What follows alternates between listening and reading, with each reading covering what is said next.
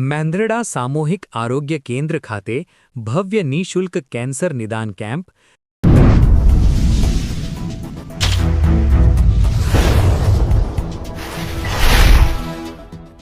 વર્તમાન સમયમાં કેન્સર જેવી ગંભીર બીમારીઓનું પ્રમાણ વધી રહ્યું છે, ત્યારે ખાસ કરીને મહિલાઓમાં જોવા મળતા કેન્સરનું વહેલી તકે નિદાન થાય અને સમયસર સારવાર મળી રહે તેવા ઉમદા હેતુથી મેંદરડા સરકારી હોસ્પિટલ CHC ખાતે એક વિશેષ નિઃશુલ્ક નિદાન કેમ્પનું સફળ આયોજન કરવામાં આવ્યું હતું।